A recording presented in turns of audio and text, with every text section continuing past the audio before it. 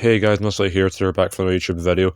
Today we have Bardock from Dragon Ball Z and Omni-Man from Image Comics, or just Invincible cartoon. If you enjoy this video, dislike and subscribe, and yeah, let's just get right into this video.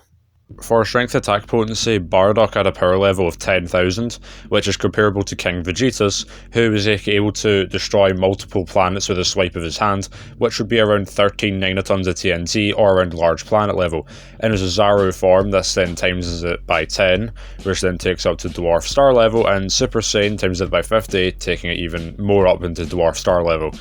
Omni-Man, meanwhile, is capable of destroying many planets, not all at the same time, but in varying different sizes, so you could have him at large planet level there as well. So for who is the strength and attack potency point, it is kind of close when it's base Bardock and Omni-Man, but when it comes to Bardock's other forms, he would have the strength and power point there. In terms of speed, and Bardock is far superior to weighted Piccolo, who at the time destroyed the moon in relativistic speeds, and by that I mean 0.128 times the speed of light, which is just over 1/10 obviously.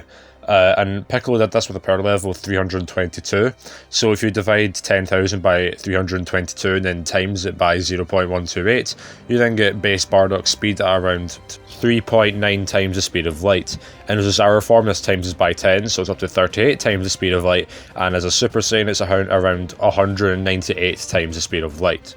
Omni-Man, meanwhile, was able to fly from Earth to another galaxies and galaxies away planet in a couple of weeks, which would therefore then calculate out to around 3 billion times the speed of light, which would obviously give Omni-Man the speed advantage here. In terms of durability, Bardock should be as powerful as he is durable, as that how Ki and Dragon Ball works. So of course it'd be at large planet level and base, Dwarf Star level and Ozaru, and Dwarf Star level, and as a Super Saiyan. Omni-Man, meanwhile, should be as durable as his son, who is capable of surviving a full beatdown from him, and quite a bloody one as well, so his attack potency should also scale to his durability, and so because of that, Bardock also has the edge in terms of durability here.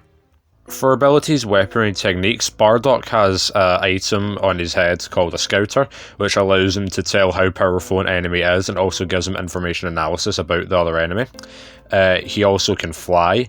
He has transformations such as Ozaru, which of course increases his height and size, allows him to, fire off fireballs, and also has a 10 times increase in power. Super Saiyan, of course, he just stays the same height and that, but he gets a 50 times increase instead. Bardock also can see into the future, but is really just long-term predictions, and it's not really combat applicable, or at least, not hugely combat applicable. He has enhanced senses, resistance to extreme temperatures, and can also fly throughout space, at least for a few moments, since, Saiyans can't really breathe in space, all logic be damned in other instances in the show. Saiyans also have the power to get more powerful and faster in battle. Typically, the more damage you take, the more powerful you get, but obviously you need to kind of heal from that, or have the damage not be that life-threatening for it to really be an effect, unless your name is Goku Black. For Omni-Man, meanwhile, he can also fly. He has regeneration, enhanced senses, longevity as well. He also has telepathy, and since he's a Vultramate, he can essentially adapt to his surroundings if they are long enough. He can also survive in extreme temperatures, although not for too long, and he also has access to spaceflight also. So for who's more versatile, I would probably have to argue that it's Omni-Man, given that regeneration and telepathy are added on to the flight that Bardock already has, although being able to fire Ki blasts is pretty powerful. So versatility, I'd have to give it to Omni-Man. For us, the better abilities, I would probably have to argue Bardock has, seeing that, getting stronger as the fight goes on, and being able to, do many of the things that Omni-Man can do. I would argue that Bardock has the better abilities. As for weaknesses, if the opponent's power skyrockets quick enough, it can destroy the Scouter that Bardock has.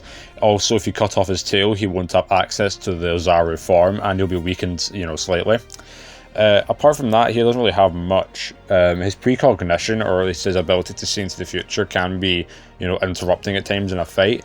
However, it can also benefit him as well, so it's not that much of a weakness. And Saiyans cannot really survive that long out in space. As for Omni-Man, meanwhile, he is weaker to extreme heat and extreme temperature, but as we've already said, he can survive in it if, you know, considering if he's not there long enough. He's also got a weakness to extremely high sounds as well, and loud sounds. So for his like worse weakness and who's more vulnerable, I would have to argue it's Bardock, considering the whole tail weakness, the scouter weakness, and just in general how inconvenient his precognition can be at times. So who wins the fight? We've gathered from this that Bardock is more powerful, more durable, and has the better abilities.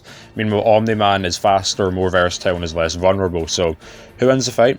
This is a pretty close one, to be fair. You know, Bardock being overwhelmingly slower than Omni-Man definitely makes this more interesting. You know, Bardock, even in base, could probably have the edge over Omni-Man if it wasn't for that. So the main way that Omni-Man would be able to win is just eventually, you know, chip away at Bardock's, you know, power and defenses just by, you know, essentially trying to speed blitz him. The only thing is that that could backfire if, you know, Bardock is able to, you know, react fast enough to get stronger from that, and then eventually get powerful enough to then, you know, and fast enough to then be able to deal with Omni-Man. If Bardock transforms, then the fight is pretty much over, because then it's only a matter of time of Bardock getting one hit in, or getting hit or getting hurt enough times to then become fast enough to then deal with Omni-Man. The regeneration can also be a problem, but the thing is, regeneration in Dragon Ball Z isn't really that much of a problem, considering what Ki can do. It can completely erase you from existence, like deatomizing everything. And also the Scouter can also tell where Omni-Man is if he, you know, for example, decides to conceal his presence. Yeah, so I would probably have to say that overall Bardock has the edge in this fight. As I said, Omni-Man can win, although the one way that he can also benefit Bardock. And also, given Bardock's, you know, ability to see into the future, he can also see what, you know, Omni-Man could do. You know, yeah, if you enjoyed this video, dislike and subscribe. This was a short one as well. Next video, I plan to do a power scaling video, although it is undecided. It's either going to be, you know, power scaling Dragon Ball Super, the first 3 parts of JoJo, or maybe a My Hero Academia video. You know, it's still undecided.